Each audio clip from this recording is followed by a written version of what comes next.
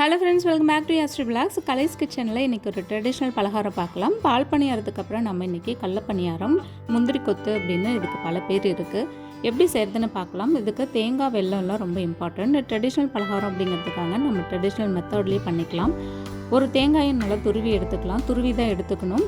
Cut பண்ணியோ இல்லை மிக்சியில் அடிச்சோ எடுத்துட்டோம் அப்படின்னா அதோட பதம் கரெக்டாக வராது.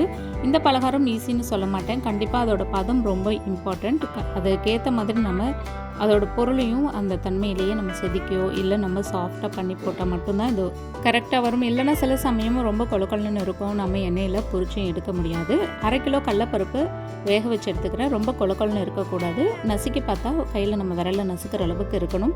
அதை ஆற வச்சுக்கலாம். ஆற வச்சதுக்கப்புறம் இந்த மாதிரி நம்மளோட பருப்பு கடையிற மத்து வச்சு நல்லா மசிச்சு எடுத்துக்கலாம். மிக்சிலையும் ஓட்டி எடுத்துக்கலாம். ஆனால் தண்ணி சேர்க்கவே கூடாது. ரொம்ப சாஃப்டான மாவு மாதிரி நம்ம இதை மசிச்சு எடுத்துக்கணும். வெல்லம், தேங்காய் எல்லாம் ரெடி பண்ணிக்கலாம். வெல்லம் கண்டிப்பாக நம்ம செதுக்கி ரொம்ப சாஃப்டான மெத்தடில் தாங்க எடுத்துக்கணும்.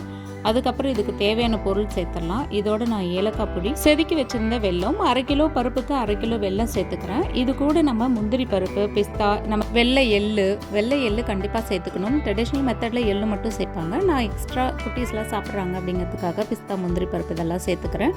துருவி வச்ச தேங்காய் 1 மூடி அளவு நம்ம சேர்த்துக்கலாம். தேவைன்னா தேங்காய் நிறையவே சேர்த்துக்கலாம். சாப்பிட்றப்ப நல்லா டேஸ்ட்டாகவே இருக்கும்.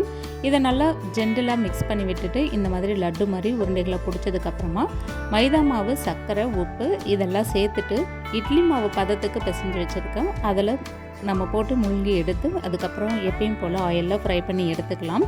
இந்த மாதிரி செய்கிறப்ப குட்டீஸ்க்கு ரொம்ப இன்ட்ரெஸ்டிங்காகவும் இருக்கும். ட்ரெடிஷ்னல் பலகாரம் எப்படி செய்கிறதுன்னு அவங்க ரொம்ப ஈஸியாகவும் கற்றுக்குவாங்க.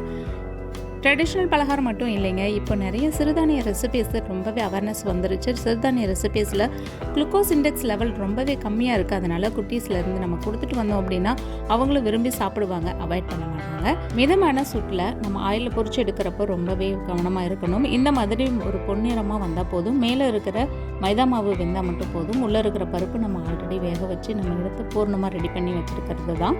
ரொம்ப ஈஸியான ட்ரெடிஷ்னல் ரெசிபீஸ் அண்ட் சிறுதானிய ரெசிபீஸ்க்கு என்னோட சேனல் சப்ஸ்கிரைப் பண்ணி பாருங்கள்.